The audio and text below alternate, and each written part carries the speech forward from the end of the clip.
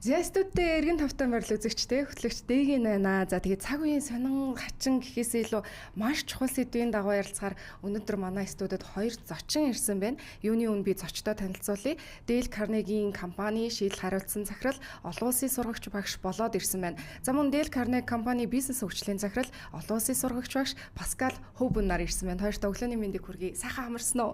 За сайхан амарлаа өглөөний мэнд. Сургагч багш нартаа өглөөний мэндийг хүргэе. Хоёроо маань өглөө сайхан ихсэн бидтэй сайхан амарсан уу? Мэдээж бүгдээрээ сайхан амарсан. Тэгээ бид нар бол яаж ч богино хугацаанд одоо унтсан хичнээн эрт сэрсэн ч гэсэн тэрийг одоо би богино хугацаанд унтлаа да би амарч чадсангүй дэ гэж гомдлохоос илүү би бааш богинохон 4 цагийн дотор бай амарч чадлаа шүү гэж одоо сайн талаас нь хардаг ийм стресс менежментийн хичээл заадаг хоёр багш ирсэн байна. Наадах ч л яг надад хэрэгтэй байна да. 7 цаг унтчаал ер нь нойр одоо дутуу байна даа гэд босож ирдэг хүмүүс шүү дээ. За өнөөдрийн ярилцлага бол үнэхээр чухал.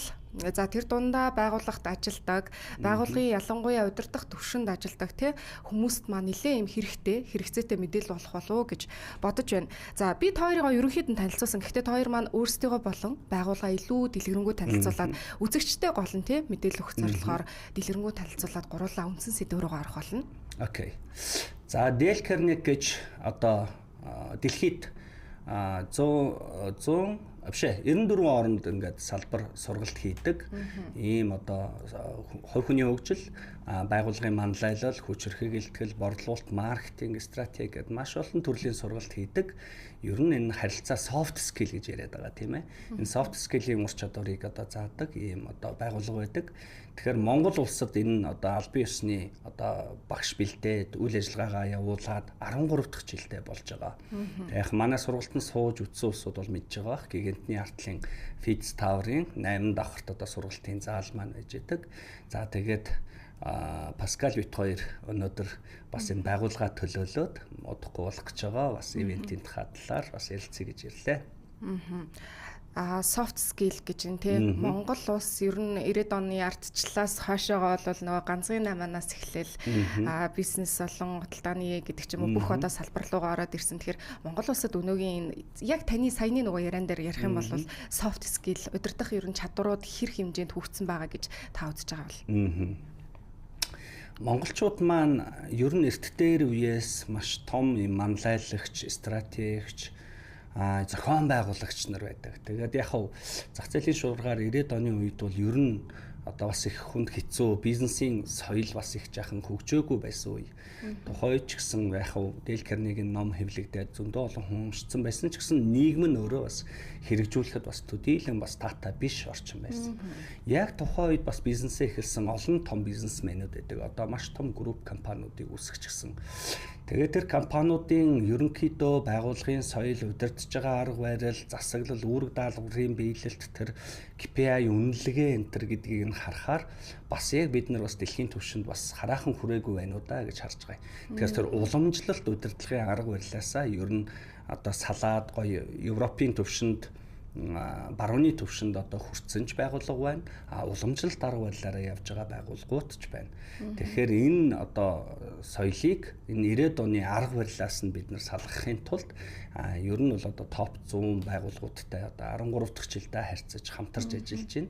Тэгээд энэ дээрээс юу хэлэх гэж байгаа вэ гэхээр ер нь энэ манлайллыг бид нар энэ одоо уян хатан чадвар гэж хэлээд байгаа тийм ээ. Soft skill-ээр өгснөөр ямар ч одоо маркетингийн бажет төлөвлөгөө тавьсан, яаж ч борлуулалтын урамшуулах хөтөлбөр зарласнаас илүүтэйгээр тухайн байгууллаганд бүтээмж өсдөг, ажилтны одоо оролт гаралт багасдаг, энэ engagement буюу тухайн ажлыг одоо чин сэтгэлээсээ хийх 120%, 50%, 150% хүртэл давуулж биелүүлэх, хагас утан сайнгүй илүү цагаар ажилласан ч гэсэн удирдлага байгууллагаасаа одоо юу гэдэг цалин хөлс нэхэд байхгүйгээр ажилдаа дурлаж ажиллах тийм ээ. Өглөө урам зоригтойгоор ажилдаа ирдэг байх.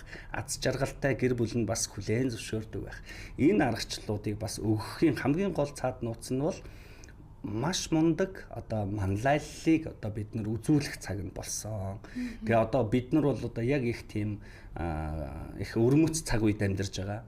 Baby boomer, millennialsууд, Z generation яг ажлын байран дээр ингээ 3 том generation ажиллаж байна. Мөн дээрээс нь социализмын үеийг үтцсэн, зах зээлийн үе дээр амьдраад үтцсэн. Одоо энэ AI жиж байгаа энэ орчин үеийн технологитой ингээд амтарж байгаа ийм боловсруучны хувьд, бизнесийн хөгжлийн хувьд ингээд маш олон зүйлүүд холилдсон энэ үе дээр бид нар манлайлал гэдэг бол ажилт нь захиралдаа таарж ажиллах биш. Захирал маань ажилтнуудаа бас таардаг, сонсдог, ойлгодог, өөрийгөө бас тэр ажилтныхаа оронд тавьж үздэг ийм бизнес маань өөрөө хамгийн бүтээмж өндөртэй, ашиг өндөртэй, гүйцэтгэл сайтай ажиллаж байгаа энэ орчныг л бид нар бүрдүүлэх гэж явж байгаа. Маш гайхалтай. Паскал багшийн хувьд тийм сургагч багшийн хувьд бас Монголд хизээ ирэв. За тэгээд трейнер болсон, сургагч багш болсон түүхээсээ бас хуваалцвал анхудаага бас Монголд ирсэн маш хөнгөн эхлэв да тийм Монголд ирсэн гоё мэдрэмжээсээ бас хуваалцаач гэж хүсэж байна. За тэгээ би анхудаа 2009 онд Монголд ирсэн байна. 17 жилийн биш 17 жилийн юм тийм. Тий ирсэн байна. Тэгээд би эхлээд германд бакалавра төгсөөд нааш ирээд удирдлагын академид нийгмийн удирдлага сурсан. Нийгмийн удирдлагаар сурсан байх нь. За. Тэгээд би бараг нэг 10 жилийн турш GIZ гэрэг Герман улсын хөгжлийн агентлагт ачлалтай байсан. За. Тэгээд энэ компани маань Carnegie нэг 2 жилийн өмнө огссон байна. Тэгээд 2 жилийн өмнө бас certified болсон. Баталгаажсан байна тийм. Тэрнээс хойш хийчихэл бас багшлаач байгаа байна. За тэгэхээр энэ удаагийн бас нэг форум болох гэж байгаа юм байна.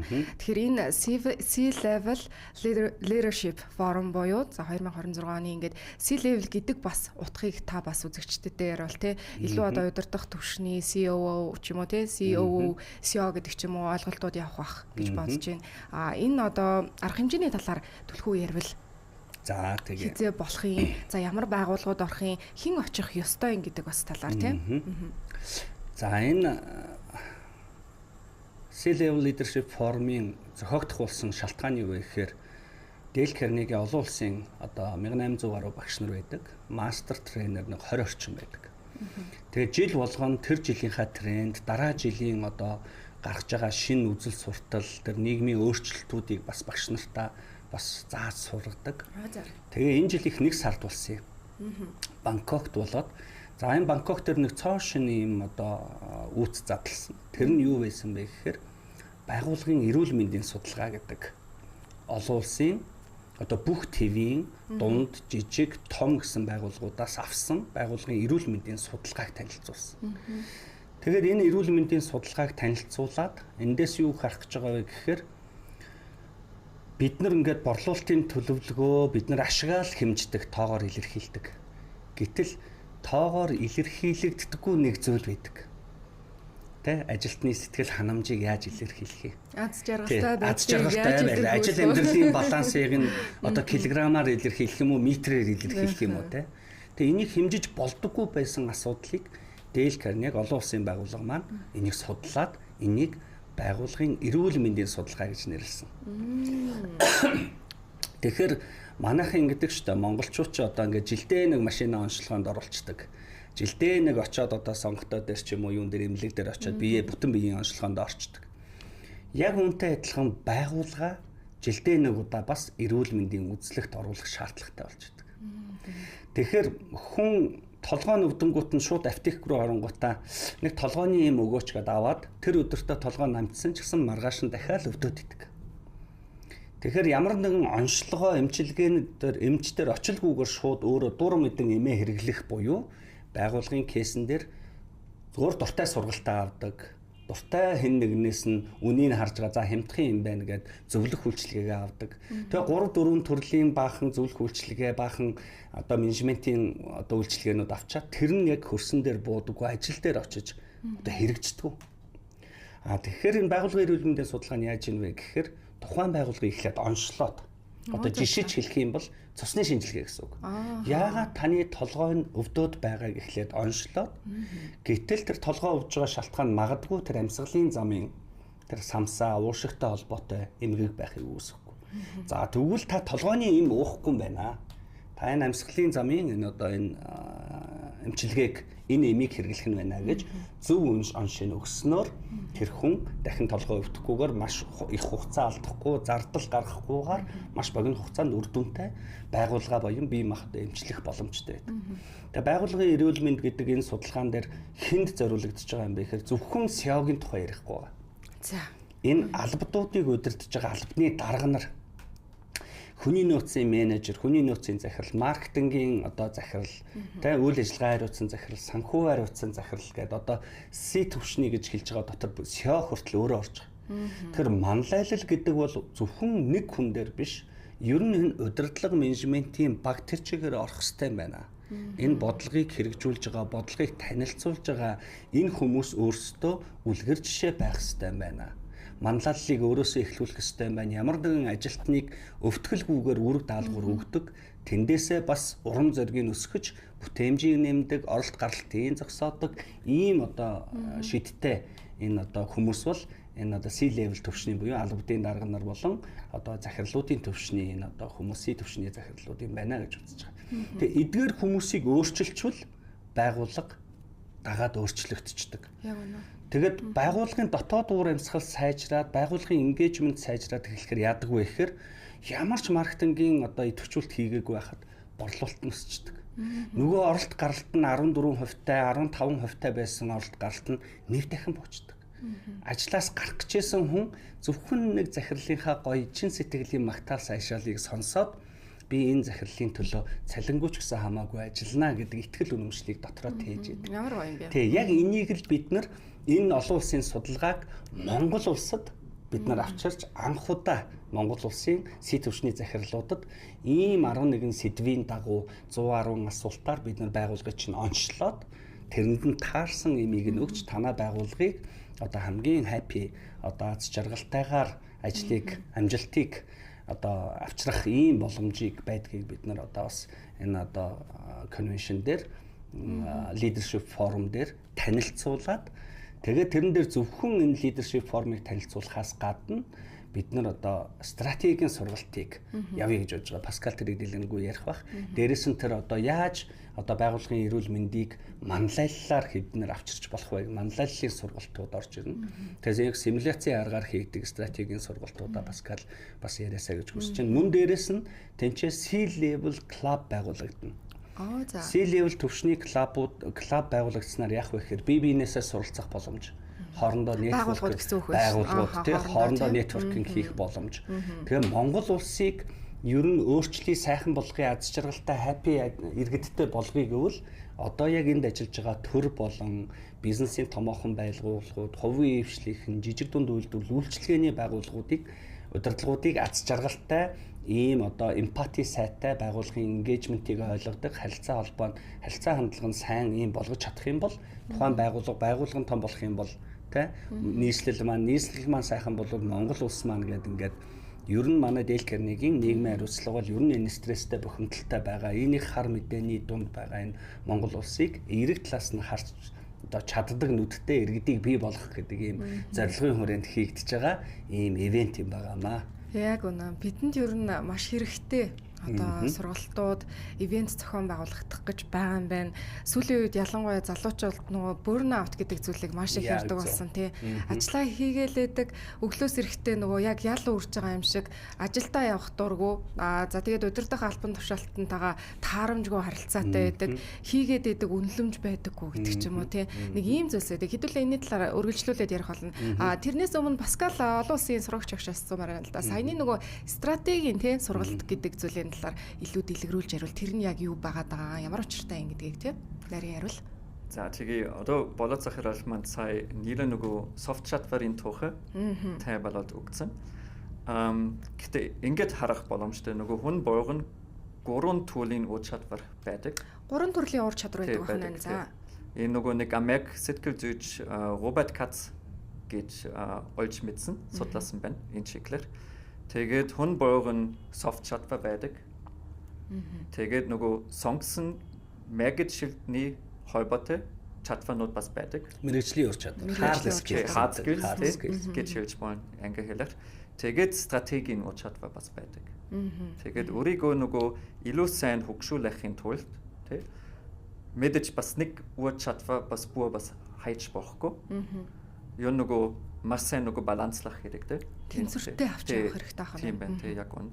Тэгээд юу нөгөө стратегийн бодол зөвхөн нэг ном уншаад шууд бас нөгөө стратеги сайтай хүн бас байж болохгүй.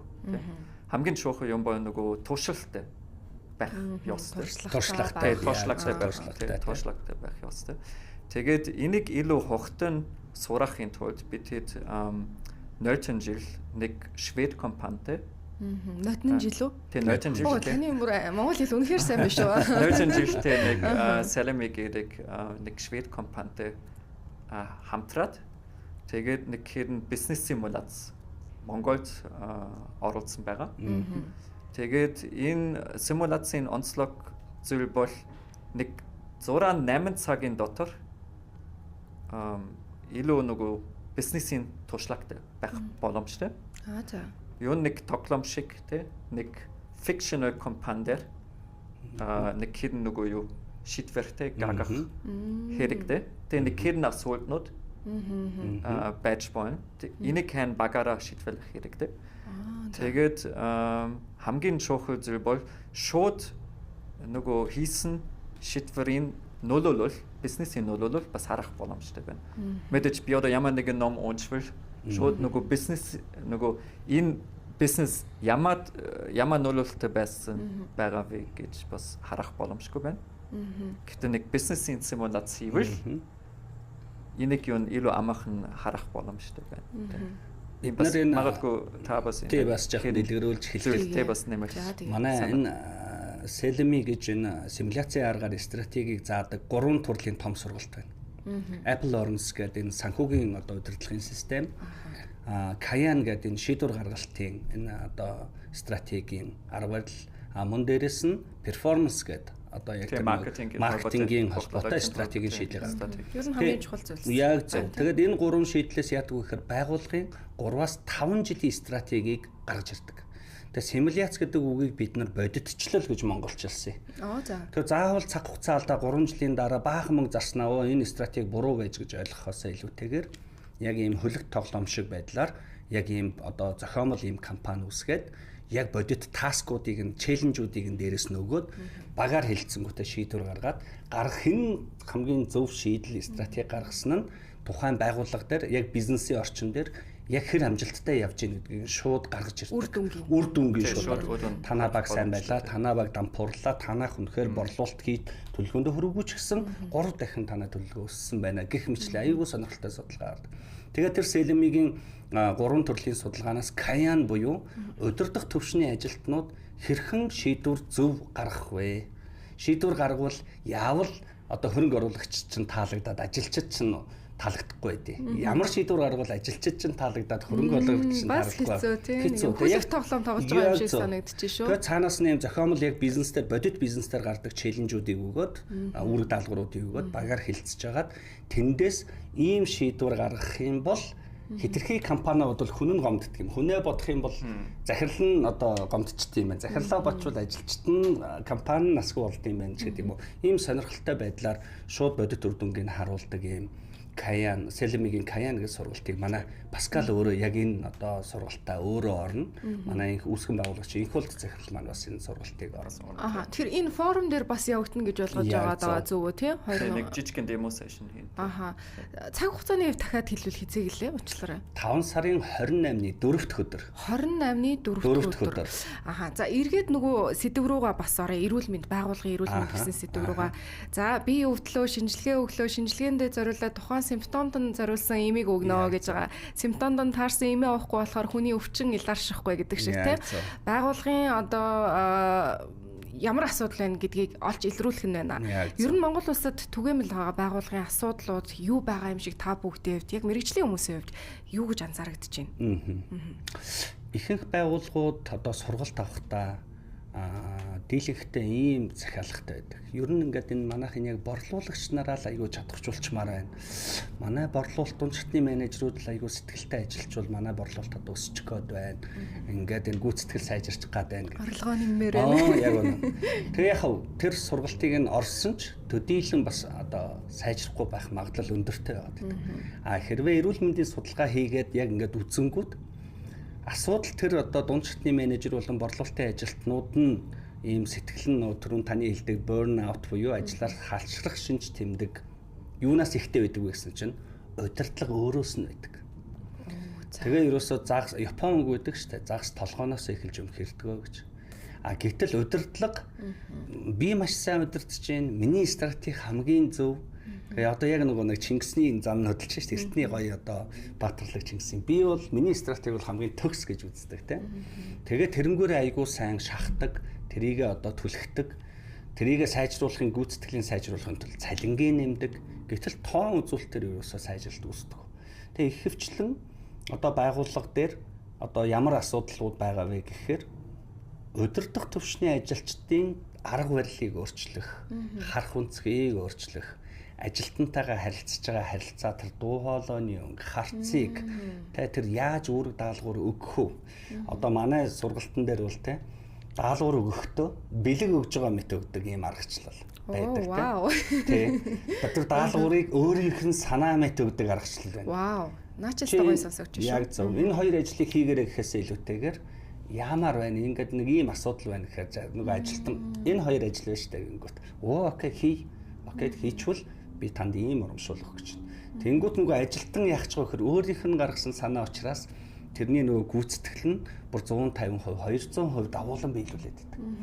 Удирдлагаас өгсөн даалгавар учраас хийхдээ нэг 80%, 70% та хийгээд байдаг тийм. Тэгэхээр энэ удирдлага гэдэг хүний арга барилыг өөрчилчихөөр компани энэ тоон үзүүлэлтүүд угаасаа маш сайн өсөд байгаа. Тэгээ ажилласаа хичнээн бага цалинтай ч гэсэн ажилласаа гарахгүй байгаад байдаг. Өөр газар өндөр цалин амлаад манайд ирээд ажиллаач гэмт үгээ би гарахгүй. Яасан? Тэр захирлын манлайллын удирдах арга барилын soft skill-ийн ур чадвар тухайн таалагдж байгаа учраас хамгийн таатай тухтай орчиндөө ажиллах тэр боломжийг нь одоо яг энэ Дейл Карнегийн энэ сургалтууд энэ эрүүл мэндийн одоо байгууллагын эрүүл мэндийн судалгаанууд нь шууд оншилж гаргаж өгдөг байна.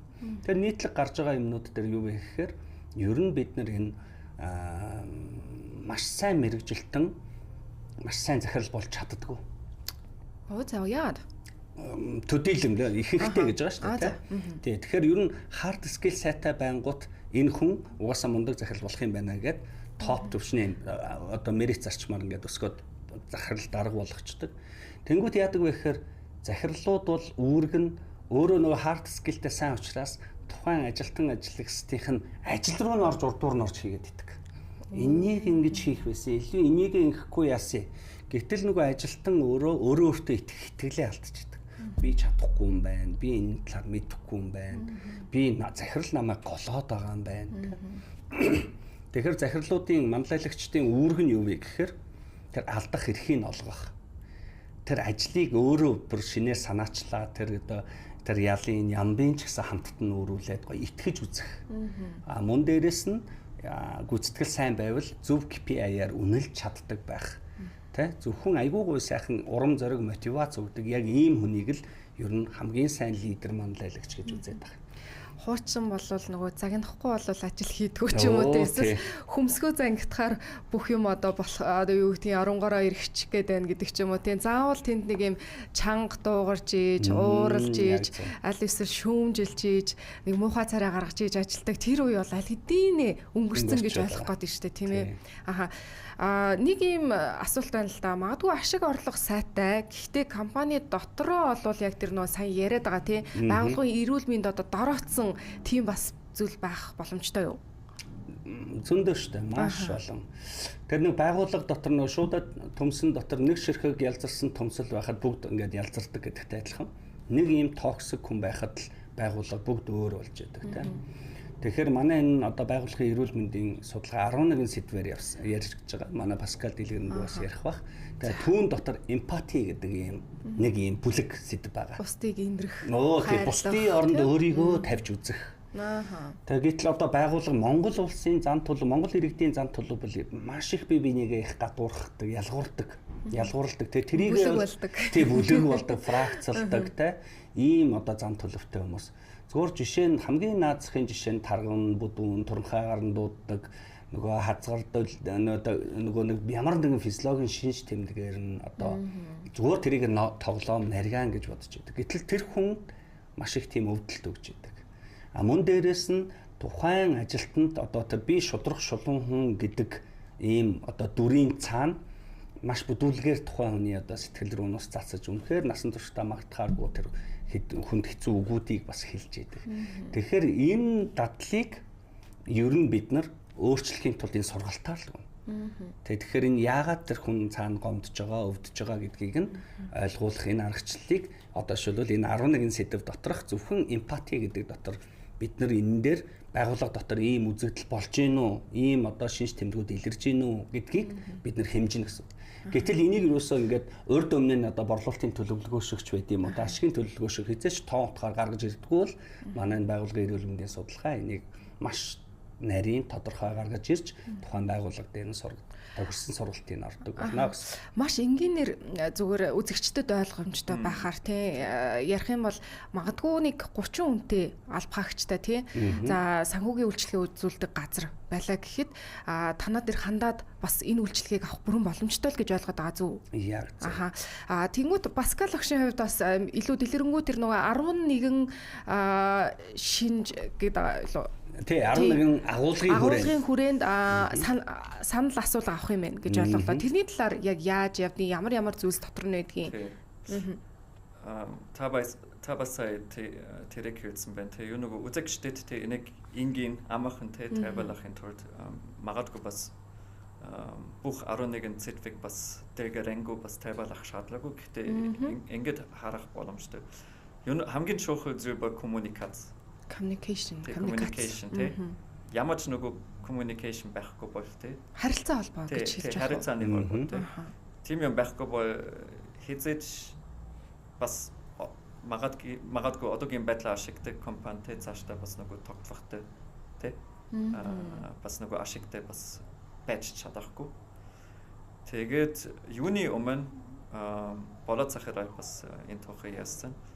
Юу нөгөө байгууллагын эрүүл байрал манайлаас эхэлдэг. Манлайлдаг. Тэгээд юу нөгөө сайн өдөгч байвал компани илүү хол тий явна гэсэн үг. Урт хугацаанд. Тий, урт хугацаанд. Тэгээд юу нөгөө манлайлын чадвар сайн байвал бас нөгөө бүх ажилтны англи хэлээр engagement гэдэг илүү өндөр байж байна. Нөгөө ажилтны оролцоо хэлж байна. Монголоор тэрэг хэлж байна. Тим юм байвал мэдээж компани илүү бүтэмжтэй болоод тэгээд компани илүү ашигтай байх боломжтой. Ингээд харах боломжтой. Тэгээд зөвхөн нөгөө байгууллагын эрүүл мэнд nice to have биш байна. Ер нь заавал бүх компани бизнесийн төлөвүүд бас заавал орох шаардлагатай. Ер нь бас нэг айгүй их чухал KPI. KPI харин Монголоор яаж тавиалах вэ тий? Яг KPI хэрэг KPI хүмүүс бас юу мэдэн тий. Ойлгох байх гэж бодож байгаа. Гүйцэтгэлийн үнэлгээний систем гэж ойлгож байна. Тэгээд энэ нөгөө 11 цэдвэ за нөгөө цэдвэ болгоно нэг хэрэг асуулт бас байгаа. Гэтэ энийг цаашдаа илүү амархан юу хэмжихийн тулд битэд бас нэг aggregated indicator гаргасан байна. Нэг people болон culture score хийсэн байна. Энэ нэг нийлүүлсэн score index. Тэгээд энэ index харангууд шууд харах боломжтой. Ер нь манай компани соёл хэдэн шат явж байгаа байна. Юу нөгөө хяа таатай байгаа юм бэ? Ер нь хэр хэмжээнд хэдүүлээ явж байгаа юм бэ гэдгийг хэлэх нь шүү дээ. Тэгээд энийг мэдвэл окей. За тэгвэл энд ямар нэгэн зүйл цаашруулах хэрэгтэй байна. Тэгээд шууд бизнесийн ашигтай нөгөө холбогдох боломжтой. Сая нөгөө болоод сургагч багш нь хэлжсэн шүү дээ. Бид ингээд бизнесийн хувьд, хөгжлийн хувьд тийм яг энэ насны хувьд ч гэсэн нөгөө baby boomer байна, за millennials байна, за Gen Z гэл нөгөө толгоо өвтгсөн. Одоо энэ олон нийтийн сүлжээгээр бол Gen Z үеийнхэн буюу 1997 оноос хойш залуучууд бол ажиллахад болон харьцахад маш хүндрэлтэй байна гэж. Тэгэхээр Паскал багш та энэнийг юу гэж хэлэх вэ? Ер нь Жинзигийн онцлог юу юм? Удирдлагууд Жинзитэйгээ яаж харилцах ёстой юм? Та энэ тал дээр юу гэж бодож байгаа вэ? За юун миний бодлоо нөгөө Gen Z хүмүүс их нөгөө технологитой AI бас хэрэглэж байгаа. Тэгээд энэ одоо юун асуудалгүй болсон. Одоо нөгөө AI хэрэглээд маш хогтон ямар нэгэн solution гаргах боломжтой болсон. Гэхдээ энэ бас эрсдэлтэй гэж харж байгаа. Ягаад гэвэл энийг бас маш сайн нөгөө хянахгүй бол бас магадгүй нэг айгуу том бонус судалтай бас гарах боломжтой. Тэгээд миний хувьд одоо жаахан өндөр настай туршилттай хүмүүс заавал энэ залуучуудтай маш нарийнхан хамтрах ёстой. Магадгүй нэг Gen Z хүн маш хогтон solution гаргаад шийдэл гаргаад гэсэн үг шүү дээ тийм шийдэл гаргаад гэхдээ нөгөө арай нөгөө туршилттай хүн энэ хүнтэй хамт суугаад бас нөгөө юу тодорхойлох шаардлагатай энэ нөгөө quality criteria гэж хэлдэг англи хэлээр тийм яг л тийм юм байхгүй бол магадгүй ямар нэгэн solution implement хийгээд гэхдээ дараа нь энэ компани асуудал усгож магадгүй тийм шууд бас магадгүй бас шийдвэрлэхгүй гэж харж байгаа тийм нэг юм хоо кейснууд бас зөндөө гарч байгаа нэг юм онгой байдаг штэ нөгөө зэнжи хүнийг ажилд авчаад захирал нь ажилдаа ирэхгүй 2 хонцоор нь залгасан чи захирлаа би ажилласаа гараад өөр ажилд орцсон штэ гэдэг шиг тийм сонсч ирсэн тэгээ яг Жинзиг бид нар бол Дейл Карнеги ер нь юу гэж харж байгаа вэ гэхээр ер нь энэ харилцаа одоо хандлагыг заадаг байгууллага юу гэж хардаг вэ гэхээр энэ diversity and inclusion буюу ялгаатай шин чанар байдлыг ойлгож оролцоогоор хангах. Тэгэхээр тэр хүний төрсэн бид нар одоо ингээд millennials гэхэрнэ baby boomer хүмүүст бол зэнжи шиг л бас хэцүү байсан шүү дээ. Зургтнаас алдаггүй, престак үздэг, тега мега тоглолдог гэж шөмжлүүлж исэн. Тэгээ энэ үеийг хизээч арилгахгүй. Зүгээр яг хөө энэ дээр бид нар яг ийм socialized болцсон яг энэ иргэн дээр л бид нар тэр хүнийг илүү хүзээд байгаа. Тэгэхээр тэр хүн ингээд надад бол одоо шул тэр хүний үнэт зүйл тэр өөрийнх нь бодож байгаа тэр шийдвэрийг нь хөндлөх хэрэгтэй. Ягаад тэр байгууллагаас гарцээ? Өнөөдрийн ярьж байгаа сэдв байгууллагын эрүүл мэнд гэдэг чинь яг саяны онгойтой адилхан байхгүй. Зүгээр байгаад тэр гарчаагүй шүү дээ. Энэ захирлын арга барил энэ байгууллагын дотоод соёл миний хүсэжсэн газар биш байна гэдгээ мэдээд тэр хүн шийдвэрээ гаргаж агаад захирал тэр жинзийг загнаж бухимдахаасаа илүүтэйгээр өөрийгөө нэг талент харах хэрэгтэй. Би энэ хүнд яагаад таалагдсангүй вэ? Гэтэл тэр шоолоод байгаа хүмүүс маань өөрийнхөө үзэл бодолтой өмнөж шийдвэрээ гаргаж байхад нь тэр нь талархах хэрэгтэй. Гэтэл ямар ч одоо бүтээмжгүй сэтгэлгүй хэрнээ би ингээд офис дотроо сууж яадаг, дуртай дургүй ажиллаа хийж яадаг хэрнээ сэтгэл нь өөр газар ажилд орцсон. Бүтээмж байхгүй. Нөгөө ажлын ингээд токсик нэгэн бүлэг хэсэг нэг хүн болцсон. Ажлаас гардаггүй. Энэ ажил болохгүй байна гэж гоншгонс ирнэ. Юусэн ажлаас гардаггүй ингээд байж яадаг ажилтны хажууд Жинзи маань илүү өндөр бүтээмжтэй шууд шудраг шулуун индикатор гэж харж байна. Тэр би бол тэр хүнд пашн байна. Зорилготой байна, тэмүүлэлтэй мөрөөдөл байна. Тэр хүн тэрнтэйгээ таарахгүй бол тэгээд явж байгааг өөр дээрээ бас анализ хийх бас нэг юм хэмжүүрээ гэж үзэж байна. Тэгэхээр тэр ч гэсэн хүнтэй тэр эготой байна, амбицтай байна, үнэт зүйлтэй байна. Гэтэл тийм юмгүйгээр ийм зомби мэт ажиллаж байгаа ийм ямар ч бүтээмжгүй ажилтны хажууд одоо илүү одоо байгууллагадаа ээлтэй шийдвэр гаргаад хурдан одоо тэр орон зайгаа гаргаад өгөх нь илүү үр дүнтэй гэж үзэж байгаа. Тэгэхээр энэ хүнийг ойлгохын тулд бид нар тэр үнэт зүйлийг нь ойлгох хэрэгтэй. Оролцоог нь хангах хэрэгтэй. Чухал хүн шүү гэдэг мэдрэмжийг өгөх хэрэгтэй. Яг л ийм онцлогтой. Гэхдээ одоо үүн дээр ярихад одоо удирдлага тийм магадгүй айгүй олон жил ингээд ажилдсан. Маш туршлагатай. Гэхдээ юу гэдгийг ажилдаа сая ярьж байгаа нөгөө engagement буюу оролцоо байхгүй, манлайлал байхгүй тий. Тинчээ ерөөсөө л яг нэг юм би олон жил ажилласан шүү нөхдөө гэдэг нэг юм хандлагатай удирдлага маш олон байд юм шиг санагддаг. Тэгэхээр энэ хүмүүсийг одоо яах вэ? Магадгүй сургалт аваад ч одоо юу гэдгийг нөлөө үзүүлэхгүй байх тохиолдол бий юу? Энэ манай Dale Carnegie сургалтын бас нэг юм онцлог. Бид нар хэзээч юусоо лекц ордоггүй. Манай сургалтын дээр ингээд хүн өөрчилдөг сургалт гэж би ярих дуртай. Хүнийг ажлаа харах үсэг, өөрийгөө харах үнцгийг өөрчилдөг. Тэгэхээр энэ зөвхөн энэ сургалт маань онол заахаас гадна өөрөөр нь боловсруулаад, багаар хилэлцүүлээд, боловсруулсан тэр зүйлээ өөрөө тэр олонний өмнө гарч илтгээд, яриад тэгэж хамт олонтойгоо хамтдаа суралцдаг ийм орчиныг бүрэлдэхүүлдэг ийм ноу хавтай. Тэгэхээр тэр би л одоо энэ байгууллагыг үүсгэсэн. Би энэ бүх юмыг мэддэг. Би бол одоо албан бус одоо захирал гэсэн ийм одоо гуншинтай одоо сэтэртэй ийм хүмүүс байгууллага болгонд байж байдаг. Тэгэхээр энэ сургалтанд суусан энэ хүмүүс бүгд өөрчлөгдөж эхэлдэг. Залуучуудаа өөр нүдээр хараад бид нар ч гэсэн энэ хүнээс суралцах юм байна шүү. Энэ хүмүүсийг бид нар бас одоо багийн нэг хэсэг гэж үзэхгүй бол таны хүсэж байгаа тэр хүндлэл, таны хүсэж байгаа тэр одоо нэр хүндийг чинь одоо заавал тэр нь ач холбогдлоггүй бүр захирлаач танихгүй тийм ажилтан байж болж байгаа байхгүй том групп компани. Тэгээ намайг таньсангүй гэдэг байдлаар уурлахаасаа илүүтэйгээр өөрөө манлайлж тэр хүнийг сонирхож судалж таниулдаг болгох энэ аргачлал руу шилжүүлэх.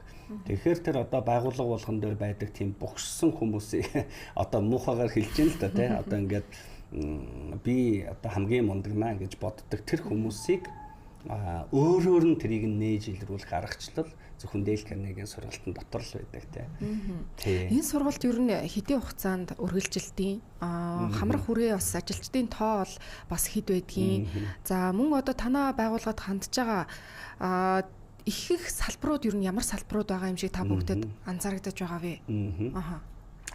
За манай Dale Carnegie Mongolia гэдэг пэйж байгаа. Та бүхэн ороод харвал бүх сургалтууд энэ зарлагддаг. Тэгээд энэ сургалтын дээр ер нь одоо энэ олон нийтийн сургалт буюу одоо ганцаараа очоод мөнгө төлөө сууж байгаа хүмүүс байна. Паблик сургалтууд байна. B2B буюу байгууллагын сургалтууд их хвчлэн авдаг. Манай нийт борлуулалтын бараг 80 орчим B2B сургалтын суудаг гэсэн үг. Тэгээ авж байгаа салбарыг үзэхэд бол ер нь дийлэнх нь дандаа ийм том дүнгэн дүнтэй хэлцэл хийдэг. Одоо энэ уул уурхайн компаниуд, энэ одоо техник тоног төхөөрөмжийн компаниуд тийм ээ. Энэ гадаадын хөрөнгө оруулалттай компаниуд, Dale Carnegie-ийн аргачлалыг бас ойлгодог, мэдэрдэг удирдлагатай энэ банк, санхүүгийн салбарын, худалдааны салбарын ингээд ер нь цар хүрээгээ ингээд харангуут ерөнхийдөө бол групп компаниуд ерөнхийдөө яг энэ харилцаа хандлага энэ одоо soft skill гэдэг юм энэ байгууллага дээр чухал хэрэгтэй юм байна гэдгийг ойлгосон байгууллагууд төлхөө авч байгаа. За тэгэхээр энэ байгууллагууд энэ сургалтуудыг авахдаа яг эхлээд нөгөө нэг судалгаагаа хийлгээд судалгаан дээр үндэслэн яг өөрийн байгууллага дээр онцлог дээр арга барил дээр захирлын философиор таарсан аргачлалаар сургалтуудаа хамтарч бүтэн жилийн одоо сургалтын графикуудыг хийгээд тэгээд ерөөсөө оролт гаралт буурлаа, борлуулалт өслөө, ажилчдын одоо ийм ажилдаа аз жаргалтай байдаг байдал маань одоо тэнцвэрчлээ. Хүний нөөцийнхэнд маань одоо маш их одоо эргэх одоо холбоотой байдаг. Тэгээ ер нь бол тасралтгүй ингээд сургалт авч байгаа бас томоохон байгууллагын нэг бол ер нь бас оюутлах бай. Тэгээ ер нь энэ уул уурхайн компанитай хамтарч ажилласнаар энэ ажлыг стрессгүй хийж эхэлснээр ер нь хөдөлмөр хамгааллын аюулгүй байдлын осол хүртэл буурч байгаа. Хабын осол хүртэл буурж байгаа. Тэгэхээр энэ зөвхөн осол буурахаас гадна тэр хүний бүтээмж нь өсдөг. Тэ ажлын байрны тогтвортой байдал нь өсдөг, тийм ээ. Тэгэхээр нэг хүн ажлаас гарахад тэр хүний 4 сарын цалинтай дүүцхүрц цаана нь зардал гарч идэг. Зар тавиад, багын сургана, нөгөө хабын одоо хувцас, нөгөө багаж хэрэгсэл компьютер гээл тэр цаг хугацааны алдагдсан боломжуудыг тооцохоор. Тэгэхээр энэ сургалт маань ерөнхийдөө одоо л яг Монголд маш их ирч хүчээ авч ингэж явж байна. Тэгээд тэр Паскалийн тэр үчин хэлсэн их гоё шанаа хэллээ. PNC буюу People and Culture гэдэг ийм хэмжигдэхүүн бий болсон. Тэгээд одоо соёлтой баруун хөгжингүй орнууд бол HR гэж байх болсон. Human resource гэдэг үгийг хүн ба соёл гэдэг ийм хэлтэс болгочихж байгаа. Тэр хүнийг одоо юу гэдэг бараа материал шиг тавилга шиг нөөц гэж харахаа болж байгаа. Тийм биш үү нэрээ. Нэг хүний цаана бүхэл бүтэн соёл байдаг. Тэр хүний зан төлөв, тэр хүний итгэл үнэмшил, тэр хүний шашин, тэр хүний арга барил, үнэт зүйлүүд нь бүгд өөр өөр байдаг. Тэгэхээр тэр нэг хүн гэдэг бол тэр байгууллагын соёлыг эвдэх хэмжээний юм хүчтэй, импакттай байдаг учраас тэр хүнийг аюул гой судлах хэрэгтэй байна. Хүнийг нь ажилд авах хэрэгтэй байна. Тэгжээ соёлоо бүрдүүлэх хэрэгтэй байна гэдэг ийм одоо шинжлэх ухаан руу ер нь тэр хүний нөөцийн ер нь явж байна. Тэгэхээр одоо юу гэдэг манай санхүүгийн нөөц мөнгө эргэлтийн бараа материалын нөөц тэдэн тонн байна гэж ярихаас ярьдаг шиг манайх тэдэн ажилтнтай гэдэг хүний тоо ярих болсон. Тийм биш үү? Тэр бүтээмжтэй ажилтны тухай ярьдаг болсон. Ийм эрен үед ажиллаж байна. Аха. Маш чухал зүйл юм байна гэдгийг одоо ойлголоо. Тэгээд ер нь бол Монгол улс хүний нөөцийн асуудалд орцсон. Аль хэдийн орцсон. Ирээдүйд бол энэ тоо улам одоо ярвхтай байдал руу орно гэж ер нь шинжээчид судлаачид үзэж байгаа. Тэгэхээр энэ асуудлыг бас нэлийн цэгцлэх, чигтлэх энэ скиллүүдийг байгууллага маань өөрсөндөө бий болгосноор хүний нөөцийн тулгамдаад байгаа асуудлыг бас шийдэх боломж гарч ирнэ гэсэн үг юм байна шүү дээ. Энэ та айгүй чухал сэдв хөндлөө. Ер нь энэ зөвхөн soft skill харилцаа хандлага энэ стратеги энэ манлайлалын байгууллагын эрүүл мэнд зөвхөн бизнесийн байгууллага дээр ярихдаггүй. Тэр 10 хүнтэй ч үж болно, 1000 хүнтэй ч үж болно. Бүгдэнд нь нөлөөлнө. Харин түүнээс гадна засгийн газар. Энэ өөрөө засгийн газрын одоо B2G гэж ярьдаг тийм government тийм B2G government-ийн энэ байгууллагын эрүүл мэндийг бас судлах хэрэгтэй. Гэтэл та сая хэллээ шүү дээ. Хүний нөөцийн хомсдол яагаад үүсэж байгаа юм бэ гэхээр brain drain буюу одоо энэ чадварлаг ажилтан гадагшаа явах. Одоо ингээл бүх залуучуудаас ингээл асуухал ерөөсөө мөрөөдөл нь эргэн тойрны улсууд ерөөсөө л гадагшаа. Монгол болохгүй байна. Mongolian Dream гэсэн чинь гадагшаа явах болсон юм билээ шүү дээ. Тийм ерөөсөө тийм. Тэгэхээр энэ чадварлаг залуучууд яагаад гадагшаа яваад байгаа гэхээр энэ засгийн газрын өнөөдрийн энэ одоо soft skill энэ иргэдтэйгээ харилцаж байгаа мэдээлэл өгж байгаа байдал яг өнөөдрийн нөхцөл байдал. Мөн дээрээс нь хувийн хвшилтээр орох гэхээр бас л тэрнтэйгээ адилхан орчин үйл хийдэг. Тэгэхээр тэр хүн ингээд ийм аз жаргалтайгаар ажиллаа хийдэг баймаар шүү дээ. Ажилдаа дуртай, сонирхолтой, үнэхээр тэрэндээ дурлаж ажилдаг. Тэр захирлынхаа алсын хараа руу бас харж тэр итгэл үнэмшилтэд нэгдэж ингэж ажилдаг ажилтан үнэхээр Монгол улстай хайртай иргэнийг бий болгох энэ засгийн газар нь бүрдэж чадах юм бол хинч гадагшаа явахгүй буюу хүний нөөцийн хомсдол Монгол улсад бол гарахгүй л гэж. Тэгээ би бол энэ хүний нөөцийн хомсдол гэж юус харахгүй байгаа бас. Энэ байгууллагын энэ соёлын засаглалын хомсдол үүссэн байна. Тэр энэ байгууллагууд өөрсдөө энэ соёлоо нэг энэ сайжруулах, засаглалаа сайжруулах, захирлууд нь манлайллаа сайжруулах юм бол нөгөө загастай нууранд шувуучруулна гэдэг шиг засаглал сайтай газар л одоо энэ одоо ажилтнууд бүр цовж штэ тий. Соёл сайтай тийм газар лөө. Яг одоо ингээл төсөөлөд бодонгууд нөгөө улсын байгууллагууд байгаа штэ. Яг улсын байгууллагуудад ажиллаж байгаа хүмүүс ялангуяа эмнэлгийн салбарч гэдэг юм уу те эсвэл одоо хуулийн үйлчилгээ үзүүлж байгаа хүмүүс гэдэг ч юм уу жоохон юм аз жаргалгүй харагдаад идэг. Энийг бол манай үзэгчид бол бүгд л мэдж байгаа бах. Тэгэхээр та бүгд улсын байгууллагуудтай хамтарч ажиллаж байна уу? За яг бид нар манай Dale Carnegie-ийн албан ёсоор ийм коучинг буюу одоо тэр ганцаарчилсан зөвлөх үйлчилгээний одоо сургалтууд байдаг. Тэгээ бид нар бол одоо улс төрийн одоо хүмүүстэй мэдээж одоо нийслэлтэйгээ, төрийн байгууллагуудтайгаа, орон нутгийн одоо засаг даргын тамгын газруудтай мэдээж хамтарч ажилладаг. Мөн дээрээс нь онцолж хэлэхэд бол бид нар одоо хүчрхэг илтгэл, өөрийгөө хэрхэн зөв илэрхийлэх, хүнд хэцүү асуултанд яаж хариулах гэх мэтчлэн ийм нарийн сэдвүүдээр ганцаарчилсан сургалтуудыг бас өгдөг. Тэгээ манайх ч нөгөө олон улсын франчайз ISO стандартыг нэвтрүүлсэн газар учраас шууд нэрийг хэлж болдоггүй те.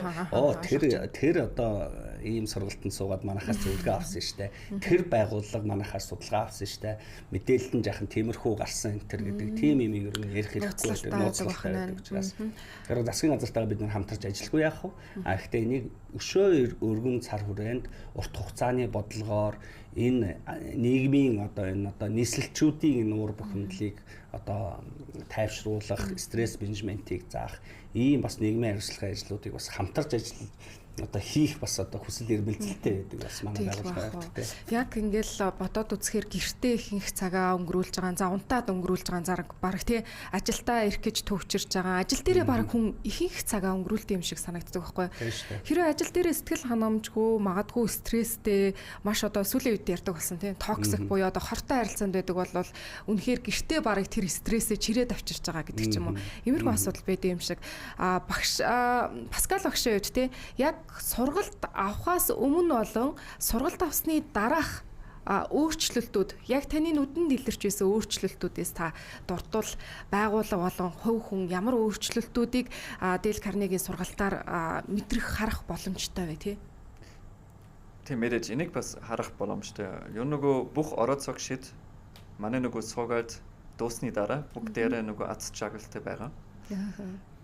Гэтэ энийг нөгөө сайн assess хийхгүй бол бас хэзээ ч мэдэхгүй байна. Тэгээд тийм учраас битэд одоо бас өнгөрсөн жилээс хойш бас илүү assessment-нуудыг явуулж байгаа. Заавал ямар нэгэн сургалт хийхээс өмнө assessment хийх шаардлагатай байна. Тэгээд assessment хийсний дараа гэхдээ шууд бас биш байна. Магадгүй нэг 3 сарын тий 4-5 сарын дараа дахиад нэг assessment хийвэл илүү тод үзүүлэх боломжтой тий. Ер нь нөгөө орсон ороо цог шид тий. Ер нь хэр үчүүлсэн бэ? Эндээс харах боломжтой байна. Сургалтын өмнөх судалгаа, сургалтын дараах судалгаагаа бид нар харьцуулаад энэ өөрчлөлт байна шүү дээ тий. Яг л ямар нэгэн тоо байхгүй бол тий энэ бас чухал байна. Бас жаахан хэцүү байна.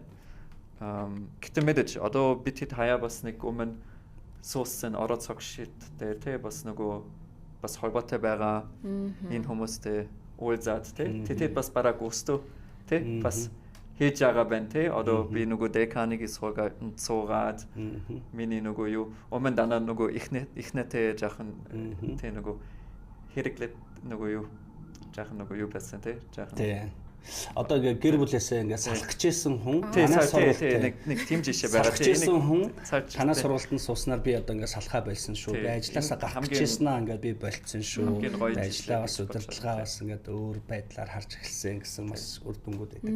Бас нэг сонирхолтой байгаа. Манай сургалтанд ерөнхийдөө одоо би бас бизнесийн салбарт олон жил ажилласан хүний хувьд ингээд ер нь бүтээмжгүй ажилтан гэж байдаггүй. Хамгийн гол нь зорилгогүй ажилтан гэж байд юм шиг санагдсан.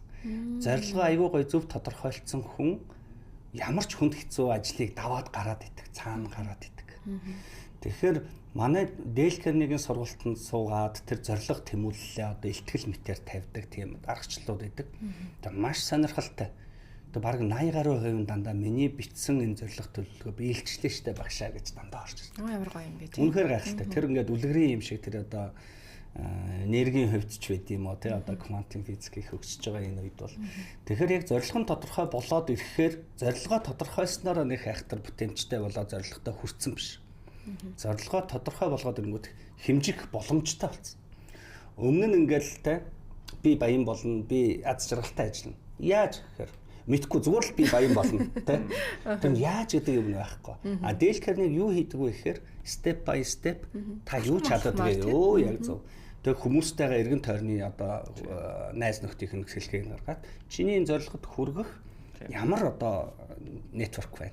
Тэрэн дээрээ яаж тэргээ гаргах вэ гэд тэр итгэл үнэмшил өөрийгөө тэр ярих илтгэх soft skill-ийг сайжруулад өчгөхөөр тэр цаанаа одоо зорилго тэмүүлэл нь биелжээдэг. Тэг хамгийн гайхамшигтай зүйл одоо юу вэ гэхээр ер нь бол одоо энэ байгууллагын хэцүү гишүүнтэй хэрхэн харилцах вэ гэдэг сургалтанд сууж байгаа хүн, суусан хүн сургалт гараад дараад багш нартайгаа уулзахаараа яана одоо би байгууллагынхаа хамгийн хэцүү нь би байсан байна. Яна чи их хүнд мэдээв шүү дээ. Би ингээд тэр хүнд л болохгүй байх гэж бодож байсан чинь тэр хүнийг харах миний өнцөг буруу байжээ.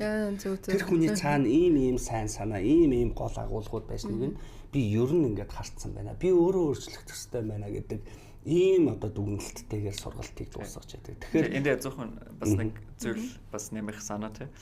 Мэдээж айгүй их бүтэмжтэй байж болно.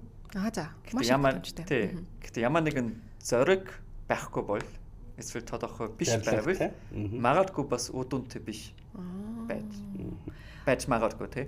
Тэгээд энийг бас маш сайн ялгах хэрэгтэй. Бас тийм биш үү тийм. Тэр хүмүүс айгүй их бүтэмжтэй гэж бодож байгаа. Гэхдээ яг үнэндээ нөгөө сайн үдүн бас хөөхгүй байна. Тэр бас над дээр анзаарэгдэж байгаа юм гэхгүй. Одоо жишээлбэл зарим хүмүүс нэг өдөө боогон тий нэг хідэн мэдгүй тий нэг 10 пост Facebook дээр тавиад маркетинг хийхэд тулд гэхдээ магадгүй яг үнэндээ нөгөө шин хэрэглэх шийдтэй бас нөгөө цуглуулах боломжгүй хийж чадахгүй байна. Тэгээд энэ арчлал магадгүй бас өөрчлөх хэрэгтэй. Хамгийн чухал юм бол зориг маш тодорхой байх хэрэгтэй. Зорилго маш тодорхой. Тэгээд зөвхөн нөгөө дэд түвшний менежернууд биш. Яг зөв. Бүх ажилтан маш тодорхой байх хэрэгтэй. Тэгээд бид энийг бас анзаарч байгаа тий. Нөгөө дэд түвшний менежернууд альцын хараа магадгүй тий. Маш ойлгомжтой байсан ч гэсэн тий. Гэтэ нөгөө доод ажилтан сайн мэдэхгүй бол тэд бүтэмжтэй байж болно. Гэтэ юу нөгөө шикэл зориг тодорхой биш байвал айгүй их нөгөө ажил гараад хүмүүс бас стресстэй болоод гэтэ ямар ч нөгөө өдөн магадгүй бас хөөхгүй байна тий. Бас сонирхолтой. Таны хувьд захирлууд одоо үүрэг даалгавар өгөхтэй их тийм зориггүй, тодорхойгүй даалгавар өгöd байдаг. Чи жаахан сэтгэлээсээ ажиллаа л та. Жаахан сэтгэлтэй байл та. Хариуцлагатай байл та. Хариуцлагатай. Тэгээ яг ингээд ийм чи жаахан урам зоригтой, эрч хүчтэй ажил. Тэгээ эрч хүчийг, сэтгэлийг бид нар яаж илэрхийлэх вэ? Гэтэл манлайллын зөвхөн мундаг манлайлагч байх гэдэг сургалт дотор үүрэг даалгавар өгөхтэй хэрхэн тодорхой өгөх вэ? Тодорхойгүй өгсөн үүрэг даалгавар захирал дээр өөр дээрээ буугаад ирчихдэг. Өөр дээрээ. Тэгээд би таныг ийм даалгавар оролт өгөхжээж би энийг хийнэ гэж ойлгосон шүү дээ. Дараа нь ингээд хэсэг хугацааны дараа ийм хоёр талаасаа ингээд мэдээллийн одоо дутуу усууд уулзлаа. Тэгээд хариуцлага нь хэнд байдаг гэхээр ажилтан дээр буучдаг. Тэгээд ер нь л энэ болохгүй, миний үгэнд орохгүй, намайг ойлгохгүй, ойлголцохгүй байна гэдэг гэж байдаг. Тэгэхээр энэ байгууллагын зорилго ажилтны ингээд зорилго хоёр яг тэр огтлолцох тэр мөчөд хамгийн сайн бүтээмжтэй компани ажилтан удирдлагууд бий болчихдог. Тэнгүүт нөгөө зорилго нь одоо бас их тийм одоо хурж болох үйц биш, тийм хэмжигт хүүц биш, тийм тодорхойгүй цаг хугацаа байхгүй ийм үүрэг даалгавар зорилтууд дандаа ийм ажилтныг зовоож идэг. Тэгэхээр ажилтан амар их ажилд ядрахдаггүй, зөвхөн ийм тодорхойгүй байдалд л ядраад идэг. Тэгэхээр тэр тодорхой болгох ажил нь хэний ажил вэ гэхээр нөгөө манлайлагч, нөгөө C-level, нөгөө албадын дарганаар, нөгөө хүний нөөцийн менежерүүд гэдэг юмнууд чинь л үүсгэж байгаа. Энийг нөгөө товч туслах нь шүү дээ тийм. Яаж зөв тэрийг бид нар хэмжиж гаргаж өгөө гэж байгаа тийм. Энийг товчхон бас тавиалахын тулд ингэж хэлж байна. Нөгөө сайн өдөртөгч ажилтан дагава өгөхгүй. Юу нэг зориг өгөх шаардлагатай байна. Энэ хамгийн чухал. Тэгэл энэ ажилтан маань өөрсдөө нөгөө шийдвэр гаргах хэрэгтэй тий. Энэ зориг хүрэхийн тулд би одоо яах ёстой юу тий. Жаахан нөгөө independent байх ёстой. Тэгээд тий бие даасан. Ягаад гэвэл энэ хүн бас бие даасан байвал бас илүү engaged тий байж болно. Оролцоогтой байж байгаа. Одоо нөгөө гэр бүлийн хувьд ингээд хосуудын хувьд үзэх юм бол ингээд toxic relationship science буюу одоо хортой харилцааны одоо тохионууд гэдэг тий. Магадгүй ингээд тэр хортой байгаагаа тоохгүй явсаар байгаа салалт гэдэг юм үүсдэг. За үүнийг би ягаад хэлж байгаа вэ гэхээр магадгүй байгууллага хортой байгаад байгууллагын эрүүл мэндэнд муудцсан явж агаад тухайн зүйлийг тоохгүй явсаар агаад тухайн байгууллага далбуурах ч юм уу тийм уналтанд орох зүйл тохиолдох магадлалтай юу. Тэгвэл ямар сайенс буюу шинж тэмдэг илэрч байгаа бол та бүхний тусламж хэрэгтэй гэж та бүхэн үзэх бол тийм. Тодорхой нэг юм шинж тэмдгүүдийг хэлээд өгөөч л гэж хэлж байгаа юм л да. Гэр бүлийн хувьд бол одоо гэрийн эзэн эрэгтэй хүн одоо оройтож гэртээ орохоос айдаг байх. Одоо найзуудтайгаа уулзахын тулд эхнэрээсээ одоо виз авахын тулд тэндээсээ худлаа ярьдаг байх. Тэр ямар нэгэн буруу үйлдэл хийгээгүй хэрнээ тэндээсээ одоо зэмлүүлдэг, хардуулдаг байдаг ч юм. Энэ шинж тэмдгүүд бол байгууллагын тэр байгууллагын соёл, гэр бүлийн соёл хоёр чинь яг адилхан. Тэгэхээр энэ хэрвээ тэр гэр дотор тийм асуудал байгаа бол тэр засаглал соёлын тэр өрхийн одоо засаглал соёлын одоо чадах буурж ийна л гэсэн. Байгууллага дотор хэмжихэд маш энгийн. Хурал дээр хинч санал хэлэхгүй захирал ганцаараа ярьсаар байгаа тэр хуралд харж байгаа бол энэ хамгийн анхны индикатор. дахиад олж идэг. Яагаад тэгж байгаа вэ гэхээр өмнө нь шин санаачлаг гаргасан хүнд ажил даалгаврыг нэмээд өгчдөг. Аль эсвэл олонний өмнө доромжилчдаг. Чи тэгээд энийг хийхгүй байсан нэг л шин санаа гаргасан хүн гэд хэлцдэг. Тэр хүн дахин хизээш дуурахгүй. Тэгээд тийм үйлрийн хэлсүүг байдаг. Тэгээ уран зориг бүхий ажилтан чинь чимээг үнэгэн болох бол захирлын хамгийн санаа зовх ёстой асуудал муу юм аа гэж. Тэр хурал дээр хинч юу ч дуурахгүй байгаа нь тэр байгууллага аягүй эв нэрэнтэлтэй байгаа гэсэн үг биш ээ. Тэр байгууллага үгээ үзэл бодлоо илэрхийлэхээс айж яана л гэсэн. Хосууд хэрэлтгээ ойлгоход ер нь асуудал үүсэж байна гэдэгтэй байна л гэсэн. Тий. Тэгэл юусоо тэр хоёр дуурхаа улам хүн дээр хэлээч ямар нэмрээ болохгүй. Тэгээ тэрний шинж тэмдгүүд яадаг вэ гэхээр чимээгүй нэгэн болоод бүтээмжгүй ажилтан бий болгодог. Аль эсвэл тэр ажлаа орхиод одоо явдаг. Тэгээ явахдаа шалтгаанаа захирал маань жаахан манлайл муутай болохоор би гарч байгаа маа гэж хинч хэлдэггүй. Зүгээр яхаа би гэртээ ойрхон ажил авлаа. Жаахан юм цалин би жаахан амармаар байна. Манай эмээгийн би энэ муудад харах хүн байхгүй бол тэр яг өнгөн одоо хэлсэн дээрээ тийм комент хэлтгүн бол тэрийг хэмжих боломжгүй учраас тийм. Тэгэхээр бид нар манай байгууллагын тэр байгууллагын эрүүл мэндийн судалгаа гэдэг бол энэ 11 үзүүлэлт тэр байгууллага дотор байгаа тэр ил харагдахгүй байгаа тэр өвчний одоо оншийг бид нар гаргаж өгье. Энэ яг эмпати дээр байна. Энэ ажил амьдралын баланс хандлагдсан байна. Энэ суралцах соёл дээр байна. Энэ нь өөрөө communication талтай байна. Гэт ингээд энэ олон сэдвүүдийн дагуу бүгднийг судлаад илрүүлээд гаргаад ирчингүүд хаана өвдөлтөнд байгаа юм бэ? Гэтэл нөө захирал юу гэж харж байгаа гэхээр энэ сайн ажилчдаа тогтоом барьж чадаагүй хүний нөөцийн буруу л гэж хэлж байдаг. Гэтэл асуудал нь хаана байгаа вэ гэхээр манлайлагч буюу сит төвшний албадын дарга нар захирлууд маань өөрийн мэдлэгүүгээр тэр хүн дээр сэтгэл зүйн өвдөлтүүдийг өгсөн байж байгаа. Тэгээ яг тэр шалтгаанаас нь гарч ийн гэдгийг хийж мэддэггүй. Тэгээ тэр хүний нөөц гэдэг хүн л ажиллаа хийхгүй байна л гэж хараад байдаг. Тэгэхээр хүний нөөцүүдийг бол би юу гэж харддаг вэ гэхээр зөвхөн хүн авдаггүй. Тэр бол соёлыг авч идэг, тэр хүний философиг авч идэг, үнэт зүйлийг ажилд авч идэг. Харин тэрэнгээрээ борлуулалт байгууллагын бүтээмж өсөж идэг. Тэгэхээр хүний нөөцийн ажилтан бол зүгээр хүн авдаг халдаг ажилтан биш. Тэр байгууллагын борлуулалтыг өсгөх тэр шийдвэрийг тэр хүний цаана байгаа ур чадварыг одоо ажилд авч идэг. Ийм одоо чухал позишн гэж үздэг. Тэгээд энэ ивентэд маань бас нөгөө хүний нөөцийн менежер, хүний нөөцийн захирлууд, албадын дарга нарыг бас одоо бүр онцолж ирээсэй гэж хүсэж байгаа. Яг гэвэл байгууллага маань ямар байгаа юм бэ гэдэг одоо тэр нүдэнд харагдахгүй байгаа, хэмжиж болохгүй байгаа асуудлуудыг чинь бид нар яг энэ Health Organization and Global Summary дээр одоо бид нар гаргаж өгч энэ одоо leadership forum дээр байна. Дараа нь цаашид C-level-ийн одоо клуб байгуулагчаар тэрийгэ бүр нээлттэй одоо удирдах төвшний ажилтнууд хоорондоо ярилцдаг. Асуудлуудаа зовлонгоо ярилцдаг тийм. Бибинээсээ туршлага суралцдаг. Ийм орчныг нь бас бүрдүүлж өгье гэж бодож байгаа. Дэл Карнеги бас олон улсад бараг 100 улс 94 улсад ингээд хэрэгжиж байгаа. Яг хамгийн амжилттай хэрэгжээд явж байгаа улс гэвэл та аль улсыг нэрлэх бол? Мэдээж би танаас жишээ авах бол тийм. Америк байна, Австрали байна, Европын орнууд бас сайн хэрэгжүүлж байгаа. Сонирхолтой хэлэхэд хамгийн сүүлд одоо Дональд Трамп хүртэл одоо манай Дейл Карнегийн сургалтыг авсан тийм. Харилцаа хандлага, биеийн хилэмж гэдэг ийм юмнууд дээр тийм. Тэгээ одоо жишээлбэл та түрүүнд аягүй чухал аягүй гоё өрмөц асуулт асуулаа. Гэр бүлийн хүмүүс одоо энэ харилцаа хандлага гэж тэгж шүү дээ. Тэгээ яг та одоо жишээлбэл манай эхнэр байна гэж бодъё те. Тэгэнгүүт одоо би танаас гарах виз хүлээгээд асуугаад та гарч болох уу? Орой 11 цаг болж байгаа. Тэгсэн чинь жишээл би нэг жүжигчлээд үзүүлье те. За. Тэгээд гар л тачи гар. Яа. Тэгээ энэ юу хэлж байна? Одоо ам маань юу гэж хэлээд байна? Ам бол яв гэдэг. Гар зангидсан байдал бол үгүй шүү нөхөр те. Дууны өнгө мөнгө те. Тэгэхээр хүн хизээч чихээрээ сонсдог. Нүдэрээ сонсч яадаг.